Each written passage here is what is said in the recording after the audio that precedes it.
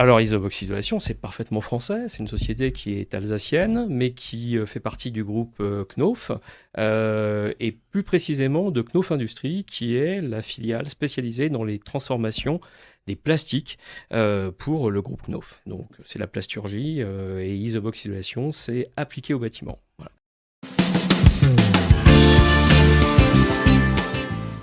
À beaucoup d'égards, c'est la bonne solution.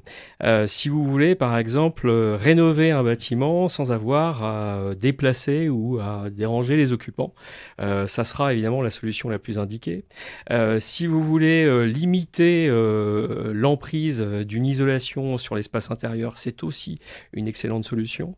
Ça permet de supprimer les ponts thermiques aussi. Pont thermique, c'est les fuites, hein, on va dire. Les fuites C'est- de chaleur, quelque Alors part. voilà, ce sont les fuites de chaleur, ce sont les points par lesquels la chaleur passe, notamment les refends, les murs également.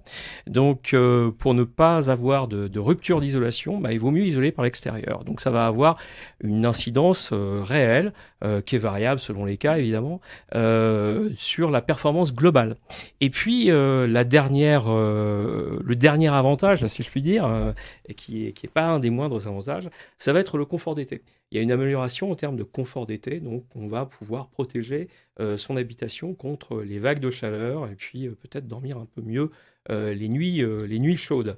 Autre chose aussi, ça permet d'éviter, enfin d'apporter une protection contre les infiltrations, contre les chocs thermiques sur certaines enveloppes du bâtiment qui sont parfois un petit peu fragiles. Je pense à certains bétons qui souffrent de vieillissement par moment.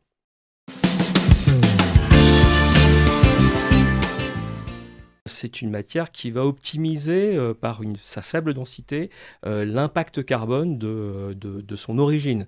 Donc on a, puisqu'on a un produit très très peu dense, peu de matière pour avoir un maximum d'isolation. C'est le ratio.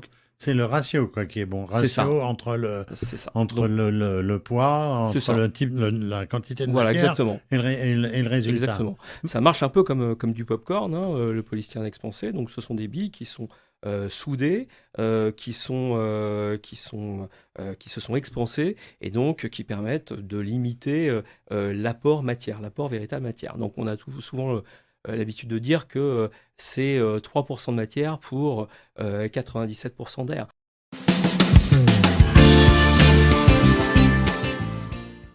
En ce qui concerne le recyclage, on a évidemment la possibilité de recycler des produits, du polystyrène assez facilement chez nous, à moindre coût énergétique. Ça, c'est important aussi. Il n'y a pas de process trop coûteux en énergie, donc en carbone.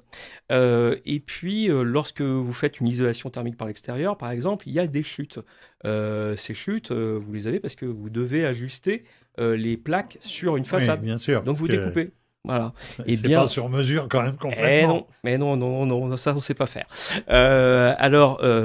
Le service que l'on apporte, qui s'appelle le service Knauf Circular, c'est en fait quelque chose qui va permettre à l'entreprise de stocker ses chutes dans des sacs qui sont dédiés.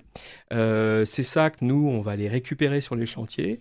Ensuite, l'assurance ou le maître d'ouvrage aura la certitude, la garantie que ces chutes vont être réemployées, réexploitées dans un process qui est vertueux et qui est en circuit court. Ça n'ira pas dans les décharges comme autrefois.